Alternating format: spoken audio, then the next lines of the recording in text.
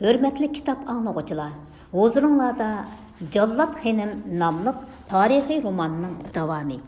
8. Miladiya 1680 yılı Üjme Pişiqi. Xoja Hidayetullah İşanның oçuq aşkara qo'llashi bilan butkul Saidiyya tasarrufida bo'libmi Ostona, Qashqar, Xotan va Oqsuv qatorliq yurtlarda kundan kunga kuchayib berayotgan Sulki Ishqiya muridlarining Sulki Soqiya muridlarini jazolash, bulash, urush, o'ldirish qilmishlariga chidamagan Oqsuv amri Rahmatullah xalifa Soqiya sulkini cheklashni, taqib qilishni to'xtatish, Soqiya sulkidagi oddiy avomning huquq manfaatini, mol mulkini saltanat suri bilan qo'g'dashni, chekidan oshgan ashaddiy sulki ishqiya muridil hidoyatchilarining jinoyatini surishti qilib, xonlik qonun jasoqqa tortish, avomning xotirjam tirikchilik qilishi uchun har ikkala sulkdikilarga o'xshash ko'zda qarash xususida ko'z qarashlarini ochiq oshkora ifodalab, Hidayetullah İşanğa xat yazdı. Bu xat o'rtada cho'ng bir g'avg'oni paydo qildi. O'choqroq qilib aytganda, butunlay degudak sulki ishqiya muridlari huquq egilab turgan Hidayetullah İşan ordusidagi amirlar Rahmatullah xalifaning ko'z qarashlariga ochiq oshkora qarshi chiqdi-da, İşan xonga qora musulmon sulki soqiyachi ozg'unlarga yon bosgan Rahmatullah xalifani jazolab, naib va amirlik mansab qulasini ilib tashlash haqida taklif berdi. İşan pirining amrini Xudoning amri deb bilmay otqochilik qilgan bu amriga g'azablangan, bo'libmi mansabdorlarini ishonchsiz deb qarashga odatlangan Hidayetullah İşan bu taklifga o'ylanib turmayla qo'shildi-da, darhol Rahmatullah xalifaning naiblik va amirlik mansabini ilib tashlab, oddiy fuqaro darajasiga tushirish haqida yorliq tushirdi va Davud Hoji Qushqash ismlik bir amirni Oqsuning naibi va amirlik mansabiga tayinladi. İşan xonning elchisi Oqsuga yetib kelib, xon yorliqini jakolagan kuni buni Hidayetullah İşanğa qarshi ko'tarilishning eng yaxshi fursati deb hisoblagan Mirza Muhammad Shoh Bey amir lashkarlik martabasidan va sarkarda lashkarlar orasidagi obro'yidan foydalanib, xon yorliqiga qarshi chiqdi-da, yorliqni akagan Farmonchi Bey Davud Hoji Qushqashni qo'lga oldi hamda Uchturponga chaparman mangdirib, ahvoldan Shohzoda Muhammad Emin Bodir xonni xabarlantirdi. Shunday qilib, Oqsuv hech qancha kuchimayla Muhammad Emin Bodir xonning qo'liga o'tdi. Muhammad Emin Bodir xon bilan Malika Muhtaram xonim Uchturpon lashkarlarini boshlab Oqsuvga kelib joylashgandan keyin Muhammad Emin Bodir xon o'zini Saidiyya saltanatining xonu xoqoni deb jakoldi-da, Uchturpon lashkarlari bilan Oqsuv lashkarlarini birlashtirib, lashkarlarni qaytadan tartibga soldi. Hamda qo'shinni ikki taramga ayirib, bir taramga Mirza Muhammad Shohbek amir lashkar bo'lib Qashqarga, yana bir taramga Malika Muhtaram xonim amir lashkar bo'lib Maralbeshi orqali Ostonaga tegish qilish uchun yurib ketdi. Muhammad Emin Bodir xon singlisining qo'shini bilan mangadigan bo'ldi. Miladiya 1680 yili Ürük may bo'lib pishgan mezgilda Muhammad Emin Bodir xon bilan Malika Muhtaram xonim boshchiligidagi qo'shin Ostonaga yetib keldi-da, Oltin darvozaning sirtidagi to'plikda chedir bargoh qurib joylashdi. Tuyuqsiz osmondan tushgandekla Ostona bo'sug'isida paydo bo'lgan hayvatlik qo'shinni ko'rgan Xoja Hidayetullah İşan as hushini yo'qotib, sepilning kuzatish munoridan uchib tushgili qil qoldi. Chiroyi todirib, lavlari titrab, bir ig'izmi zuvan suranmadi. Sarkarda nökkerlarining yo'lashtirishi bilan sepildan aran tasta tushib, 4 ot qitilgan shohona ma'piga joylashdi-da, udul o'rda qarab mangdi. Shohnishinga kirib, taxtga joylashib o'tirib olgandan keyin mulozimlar sungan oltin kosadagi muzdek sharbat bilan vahimidan qurib ketgan gilini namdib oldi. Ondan bir oz esiga kelib, alam bilan vaqirdi. Farmon! Shaharning barliq sepil qovuqlari qattiq muhofazat qilingan. Namoz shamdan tortib, bomdod vaqtigacha kechasi yo'l yurish taqib qilingan. Xaloflik qiluvchilarning kallasi surishti qilinmayli ilingan. Hidoyatulloh Eshon beshini töven sağınıca qo'l baqlab turgan amirlarga bir qo'r qarab chiqqandan keyin gapini yana davomlashtirdi. Janobi amirlarim, tuzko'r munofiq Muhammad ibn Bodir xonni barliq sarkarda lashkarlari bilan yo'qotish haqida yaxshiroq tadbir ko'rsatgaysizlar. Vahimidan kallasi quruqlanib qolgan bu amirlar xuddi aqldan ozgandek beshini töven sağınıca salpayıp turşatdı. Şu tapda ularning kallasida yovga qarshi o'tirg'a qo'yg'idek biror jang tadbiri yo'q edi. O'rtada yuqori mansablarni egilab turishgan bu amirlar xonqa tunak xonlarda, so'rin saynalarda zikri suhbat, halqi sama selishqala yaraytdi. Eshon xo'jasining har bir so'zlari uchun pirimning amri Xudoning amri deb do'st tatib berishni biladi. Xeyli uzoq kutgan Eshonning umidi oxiri yo'q chiqdi. Odatdagi vaqtlarda javuldab to'xtamaydigan zuvaninglar hamdi yemlishib qoldimi taqsirlar? Dedi Eshon ta'na qilib. Gap qilinglar, murtad tuzkorlarga taqobil turish tadbirini ko'rstinglar. Amirlar yerdagidan bir-biriga qarashdi. Oradan birarining yaxshiroq tadbir ko'rsatib, o'zlarini bu tanqislikdan qutuldirishni tilashadi. O'lim vahimasidan nafsi qisilib, gij-gij ovoz chiqarib tinishadi. Vujudini bosgan qora tardan ton sarpoylari badanlariga chaplashib ketgan edi. Qutbil ahtab on hazratimga ma'lum bo'lg'ay. Top ichidan ingirgandek zaif bir ovoz anglandi. Quturgan qovandek bostirib kelgan u dahri yovga taqobil kelmak basi mushkuldir. Baxtimizga yarasha ostonning sepillari egiz, xandaklari cho'nqur, qovuqlari mustahkamdir. Naqobil amirlarning qalti pamicha ostonni qattiq muhofazat qilib yotqash, G'oldan xon xo'jamga tezdan choparman mangdursoq, G'oldan xon xo'jamning hamdamchi bahodirlari yetib kelgandan keyin ondan tuzkur Muhammad ibn Bodir xon lashkarlariga tangla hujum qilib yo'qotsak. Shu topda Appa xo'janingmi G'oldandan yordam so'rag'isi bo'lsa-mu, ammo Mo'g'ullarning o'zini qilchilik ko'zga ilmaydiganligini, amirlari oldida Mo'g'ul xonga yukinib, ta'zim bajo keltirish jarayonida tortadigan xo'rliqlarini ko'z oldiga keltirib, yoltib qolgan edi. Navoda u Mo'g'ullarning yordamasizla Muhammad ibn Bodir xon lashkarlarini tarmar keltira olsa, Shohnishindagi munu non qepi amirlari oldidilla emas, butkul el yurt oldidimi yüz obro'yi hassilab oshadi. G'oldan Büşk Tuxan oldidagi yüz obro'yimi xilila cho'ngayatdi. Mushlarni xiyoldan o'tkazib, u heliqi amirning ko'rsatgan tadbiriga qat'iy qarshi chiqdi.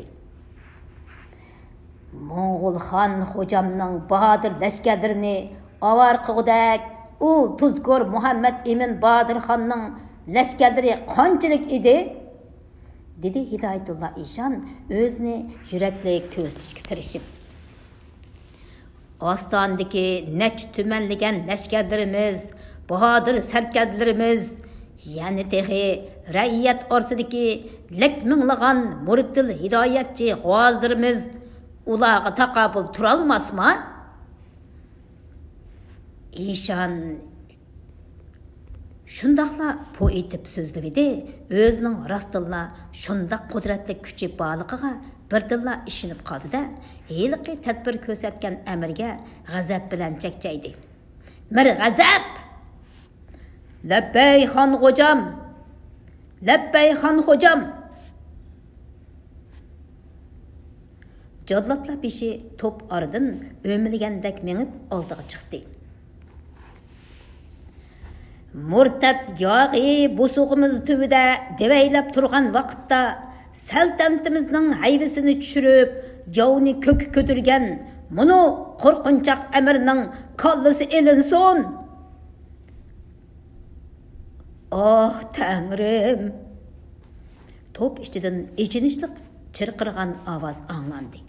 Мірғазап бәгі жоллатланы бұйрып, елік әміріні дарқыртып сөргеніче шахнышындың açıqып кетті. Шу хаман башқы әмірлі лағылдап тітрәшкі баштады. Şundaqdımı kalvalaşqan tillerini işqi silip, Hidayetullah İşanğa мәдия оқышqı başladı. Sultanul Muhaqiqin piri buzrukimiz qudretlikdir.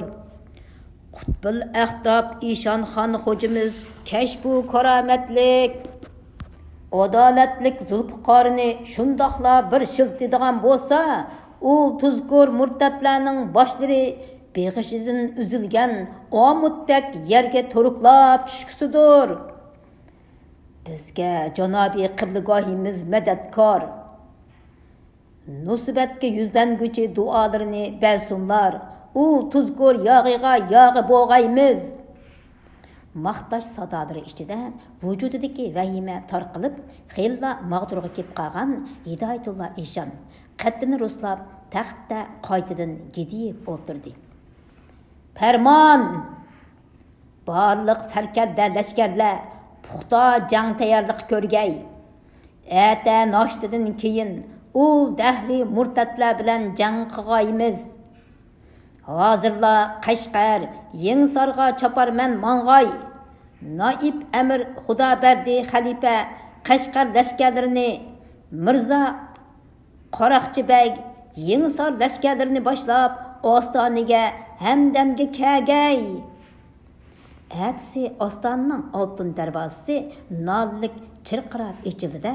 Hidayetullah İşanның үштімен сопи ләшкәдірі Hüm Allah haq dost, hüm Allah yo pırım деген jari samaları bilan yopurlup chiqib keldi.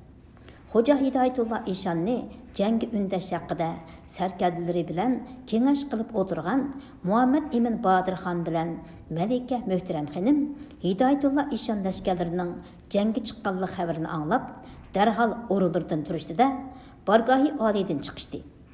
Bir cho'gun choy qaynamichilik vaqtdan keyin har ikkili taraf ikki o'q yetim orliq qoldirib, sapras bo'lib turishdi. Beshiga olmos dur qadalgan shohona salla uchisiga İşancha sof kipen ton kiyvagan Hidayetullah İşan oq arg'amoq ustida gidiyib o'tiradi. Uning o'ng sol tarafida Molla Saqi bilan Amir lashkari Mirza Sodiq bey va to'liq jang kiyimi kiyishgan 20 ga yaqin sarkardasi otliq turishadi. Hidayetullah İşan oq arg'amoqni yengil devitibidi, boshqalarmi İşanға agishib otlarini beqindashdi. Ular o'z lashkarlari sepidan yerim o'q yetim oldiga ilgirlab to'xtashdi.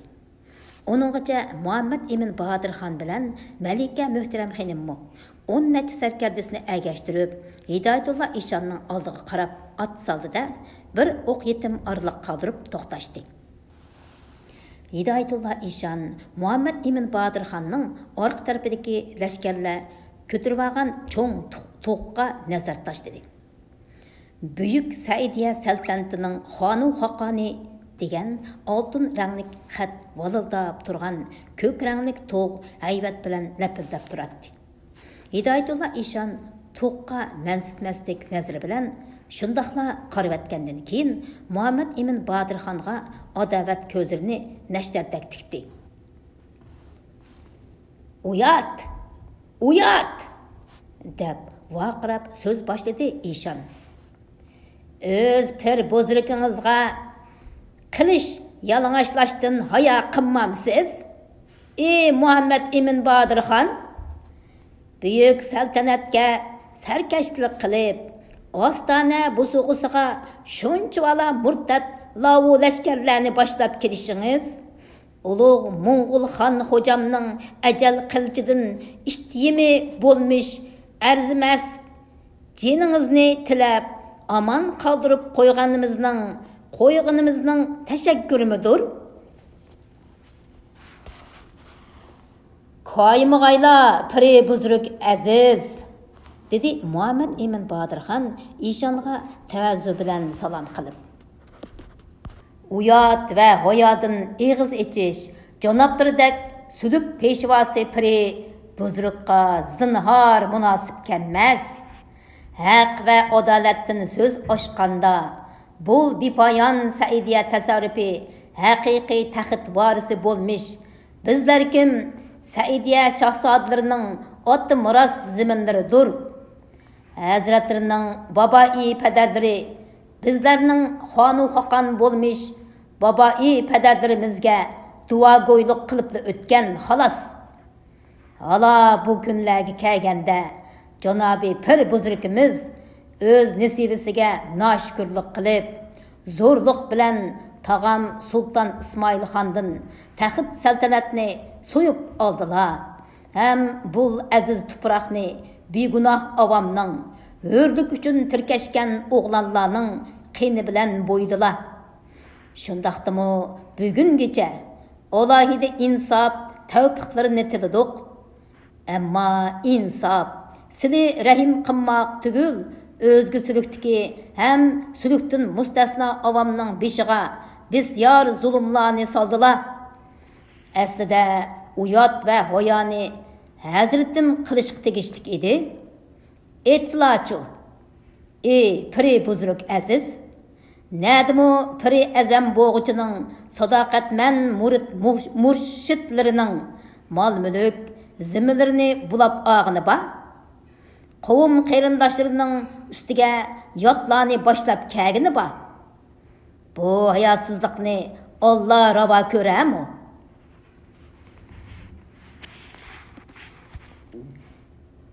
Muhammad Emin Badirxon, pirga haqorat keltirganligingiz uchun sizdan kupurliq o'tdi.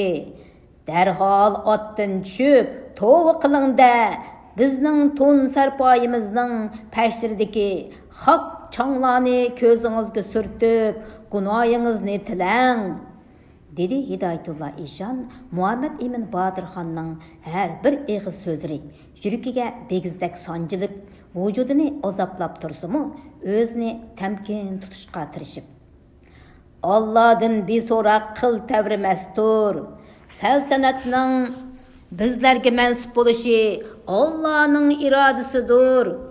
Bizlar kim qutbil ahtob piri buzruk bu dunyoning puchak pulga arzimaydigan rangboz maishatlaridan allaqachon qo'l uzganmiz. Faqat yaratgan haqda Allo egam buyurganligi uchunla bu saltanatga posibon bo'lib, nodon raiyatni saodat yo'liga boshlash rahnama bo'lganmiz. Saodat yo'liga boshlab rahnama bo'lganmiz. Sizmi Allohning irodasiga qoyil bo'lib, o'z nasibingizga shukr qilganingiz afzal. Bo'lmasa pir qog'ishiga ketib, duoibat bo'g'aysiz. Hoyasiz, nashkurning qog'ishi o'z beshiga malomat teshi bo'p takkay. Piri buzruk, chiroyliqcha saltanatni qaytirmisizlar. Qon to'kishdan o'zga amalimiz yo'qdir. Kimning haq, kimning nohaqligiga Alloh o'zi guvohdir. Uyatsiz, uyatmasa, hoya egalarining uyitishi qo'rqinchoqlik sanalur. Qani, sarkarlarni maydonga tushirgaylar. Bir qapas tutishib ko'rgaymiz. Muhammad Emin Badirxon gap tugidi deganni qilib, sarkarlarni agashtirib o'z sepiga qaytdi. Sarkarlarni agashtirib, so'pi lashkarlari sepiga qaytib kelgan Hidoyatulloh Eshonning ko'nglini Muhammad Emin Badirxonning bayonqi so'zlari parakanda qilayotgan edi. Jangda g'alaba qilish ishonchisini xilla yo'qotgan Ishonning ichiga qaytadan vahima tushgan edi. Shu topda uning tunugun shohnishinda amirlari madilagandek oshundoq karomati bo'lsa edi. Qoshtishi kamiriga esib olgan saltanatning simvoli bo'lgan olmos dastalik Zulfiqarni shundoqla bir shiltish bilan Muhammad ibn Bodirxonning beshini xuddi qushqashning beshini uzgandek kesib tashlasa. Tangrim, o'zing madad qilg'aysan.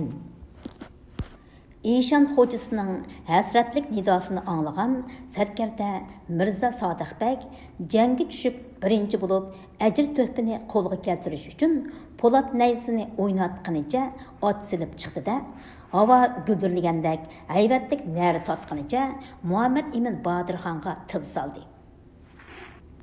Ey izzatini bilmagan tuzkur Muhammad ibn Xon, o'zingcha Saidiya shahzodasiman deb Qutbul Aqtab İşan xon xo'jamga put otqudak bo'ldingmi? Qani, nochi bo'lsang maydonga tush. Piri buzrukni to'nimagan ko'r ko'zingni nayzamning uchi bilan ichib qo'yay. Muhammad ibn Bodirxon amdila eg'iz umallab bo'g'icha Malika Muhtaram xonimning qora tulpari Mirza Sodiqbekka qarab o'qdek ushdi. Beshiga oltin quppilik dobulga uchisidagi o'q o'tmas misron daldilg'uchining ustidan o'tqashdek qizil arancha to'n kiyib olgan Malika Muhtaram xonim qora tulpar ustida baayni bir parcha yolqinda ko'rinadi. Ikki bahodir ot ustida untinsizla nayzvozlikqa tushib ketdi. 40 yoshlardan halqagan bastik kelgan Mirza Sodiqbekning har bir urgan nayzisi xuddi tog'ni teshib o'tgudek kuch bilan urilatdi. Ammo ko'zi o'tkir, qo'li chaqqan Malika Muhtaram xonimning harakati chaqmoqdek tez edi. Qo'lidagi yengil, qisqa po'lat naysi Mirza Sodiqbekning o'ng, so'l ko'kragi hamda bosh bo'yin qismida xuddi chaqmoqdek vilildaydi. O'zi bilan ilishayotgan sarkardining bir qiz bola ekanligini bilmagan Mirza Sodiqbek Malika Muhtaram xonimning harakatining chaqqan bo'g'ini bilan nayza urishining ancha to'rliq, kuchlik emasligini his qilib, uni nayzavozlik maharati ustun bo'lsa-mu ancha amaliy jang ko'rmagan yosh sarkarda bo'lsa kerak deb faraz qildi-da, tirik tutib olishni ko'ngli pukdi. Malika Muhtaram xonim nayzavozlikda haqiqatan Mirza Sodiqbekning tang tushi emas edi. Uning ustiga naysi qisqa bo'lg'ashqa, ha deganda raqibining qo'yniga kirib qilish ehtimoli bor edi. Shunga u qo'tazda kuchlik Mirza Sodiqbekni pand ishlatib ujuqtirib etish ko'yiga tushdi-da, chandurgandek bir hiyla ishlatib edi. Payt keldi deb o'ylagan Mirza Sodiqbek "Yo, pirimdan madad!" deb nar tatqinicha naysini ta'tirib peyqiritib Malika Muhtaram xonimning beshiga chanlab urdi. Malika Muhtaram xonim chaqqanlik bilan o'zini o'ng yonga elib, qora tulparning qursiqiga chaplashdi. Dal shu chaqda bo'qchi ancha ching chigilmagan dobulg'isi beshidan tushib ketdi. Mirza Sodiqbekning naysisi vishchida ovoz chiqarib o'tib ketishi hamon Malika Muhtaram xonim yerga tushib ketgan dobulg'isi bilan kori bo'lmay, otning qo'sqidan ko'tarilib, egarning ustiga chaqqanlik bilan qo'ndi. Shu hamon uning dobulg'isiga yo'shirgan 41 tal sumbul chechi xuddi shamol so'qqan majnun taldek yeyilib, xipchidak belida takshi so'yladi. Boyatdan beri o'zi bilan ilishgan sarkardining bir qiz bola ekanligini ko'rgan Mirza Sodiqbek Malikaning qop-qora sumbul chochlariga, oyni xijil qilg'uchi go'zal jamoliga g'ong'iqib qarabli qoldi.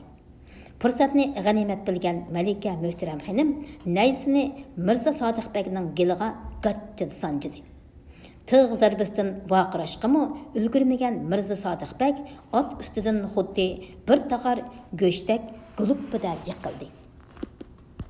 Şu tapda ikki sərkərdining elişini күзтіп тұрған Hidayatullah İşanның көзірі yerdə can talışıp yatқан sərkərdisi Mirza Sadiqbekке əməs, bəlkim 41 tal sumbul çaşlar arsıda xuddi bulut yerib çıqqan oydək көзні qamaştırıp тұрған Мәлике Möhtərəm xanımның güzel camalığa, qızıl ton içideki tal çıvıqdək boyuğa təsvirligisiz bir şeydalıq bilan tikilib qalğan idi.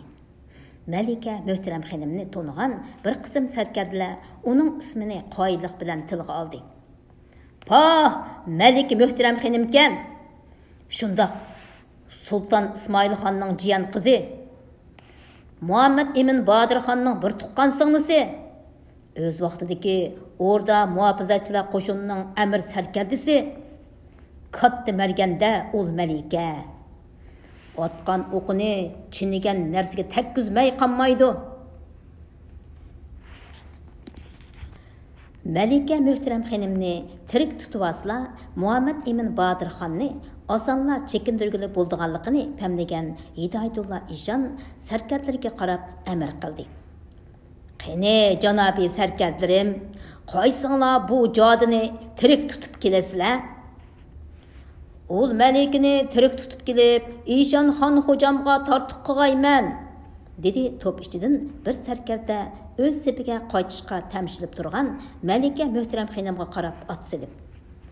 Mirza Abbas Xalifa ismli bu sarkarda bayam Мәлике Möhtərəm xanım bilan Mirza Sodiqbekning jangbozlik mahoratini ko'rib, Мәлике Möhtərəm xanımning nayzbozlik mahoratini ancha yuqori emaskan deb faraz qilgan edi. Şuna zo'r ishonchi bilan maydonga tushgan edi.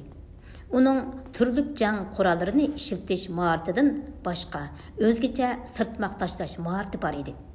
Har doim o'tirib barmoq tomliqdagi 16 gaz uzunliqdagi mashhur tanisini yindan ayirmaydi. Mayli shikarda, mayli jangda bo'lsin, mashhur tanisini sirtmoq qilib shundaqli tashlasa, har qancha yuguruk ot, buğa, cəran yoki odam bo'lsin, naqla bağlab oladi. Şuna sərkərdə ləşkərlər arsada sirtmaq degan laqımı bor edi. Мәлике Möhtərəm xanım Hidayatullah İşan qo'shindan yana bir sərkərdining o'ziga qarshi ot silib chiqqanligini ko'rib, etining beshini raqibiga qartib burdi. Oy shakllik qilish bilan po'lat nayza bir-biriga zarb bilan urildi. Мәлике Möhtərəm xanımның dobulğısıga tiqishtirishga ulgurmagan chochlari to'xtamay silkinatdi. Bir necha martam tutishgan Mirza Abbas Xalifa Мәлике Möhtərəm xanımның nayzbozlik mahoratining faraz qilg'indak ancha xom emasligini his qildi. Shu topda u hujumga o'tish emas, ko'krigini nishonlab chaqmoq tezligida sanjilayotgan po'lat nayzdan mudofialanishga o'tib qolgan edi. Mirza Abbas Xalifa bundaq erishishning natijalik bo'lmaydiganligini his qildi-da, sirtmoq tashlashga fursat izladi. U etining beshini shoqqida yonga burab, Мәлике Möhtərəm xanımdan 5-6 qadam yiroqlashdi-da, egarning beshidagi mashhur tanini qo'liga olib, Мәликенең beshini nishonlab, chaqqonlik bilan tashladi. Chambar shaklda uchib kelgan sirtmoqni Мәлике nayzi bilan chaqmoq tezligida to'sib etdi. Kaman beg'iga olmadak cho'ngliqda to'mir o'rnatilgan sirtmoq yon tarafga qiysib bo'shqa ketdi. Мәлике Möhtərəm xanım etining beshini burab o'z sepiga qochdi. Мәликені yengildi deb o'ylagan Mirza Abbas Xalifa mashhur tonni qaytadan yig'di-da, qayta sirtmoq tashlab tutilish uchun o'tkining pashnisiga o'rnatilgan to'mir zig' bilan etini ochiq beqindidi. Og'riq chidamagan ot jinning barcha chopdi. Bu chaqda Мәлике Möhtərəm xanım nayzini egarga elib qo'yib, yosini o'qlab ulgurgan edi. Мәликеге xilla yiqilishib qolgan Mirza Abbas Xalifa sirtmoqni qayta tashlash uchun beshidan egiz ko'tarib, shundaqla cho'rishiga Мәлике Möhtərəm xanım o'zangiga dassab orqasiga shaqqidi yotdi-da, mahkam tortib, to'lin holatga keltirgan yoning kirchini vashshida qo'yibdi. Мәликенең atning ustida o'ngdisiga yotganini ko'rib, nima bo'lganligini bilmay turgan Mirza Abbas Xalifaning dal qanshirga yo o'qi zarb bilan sanjildi. Şu hamon chidag'usiz og'riq azobi Mirza Abbos xalifaning butkul vujudiga tarqadida, ko'zdan vallida o't chaqnab ketdi. O'ng qo'lidagi beshi ustida oylantirayotgan sertmoqning halqasi dal o'zining bo'yniga kiyilib qoldi. U sertmoqni tashlab, qonshirga sanjilib turgan ya o'qini tatib olish uchun qo'lini o'qqa uzatdi-yu, mag'dur yetmay oldiga engishib qoldi. Qara tulparning tizginini tatib to'xtatgan Malika Muhtaram xonim o'qdak chepib kelayotgan otning ustidagi Mirza Abbos xalifaning bo'yindagi sertmoqning beg'ini chapdastlik bilan qo'liga ilib, egarning qo'sh beshiga bog'ildi-da, qara tulparni o'z sepiga qartib beqqan dedi. Mirza Abbos xalifa bo'lsa, bo'yindagi sertmoqning tortishidan yerga uchib tushdi-da, qara tulparning tuyoqlari ostidan ko'tarilgan to'pichangda xuddi eshakning topidak so'rilib qoldi. Necha yuzlagan bo'g'a jarayonlarni sertmoq tashlab tutib danq chiqargan bechora Mirza Abbos xalifa shu sertmoqning o'zining bo'yniga tushishini zinhor xiyol qilmagan edi. U shu so'ralganicha Muhammad ibn Bodirxon qo'shinining sepiga yetib kelganda allaqachon bo'g'ilib o'lgan edi. Singlisining shu qadar jangbozlik mahoratidan so'yingan Muhammad ibn Bodirxonning vujudi qaytadan jasoratga to'ldi-da, sarkarda lashkarlariga hujumga o'tishga farmon berdi. Qarab turib, ikki sarkardasidan ayrilgan Xo'ja Hidoyatulloh Eshon ur-chop bilan bostirib kelayotgan yovni ko'rib, lashkarlariga chekinishga farmon berdi-da, shaharga qarab jinning boricha qochdi. Sepil ustidagi lashkarlar ya o'qi, chashma o'qliq miltiq va top o'qlari bilan mudofaa qilib turganligi uchun sepil ichiga bexatar chekinib kirdi-da, oltin darvozasining quyma po'latdan yasalgan qovuqini taqab, xandakning osma ko'rigini ko'tarib etdi.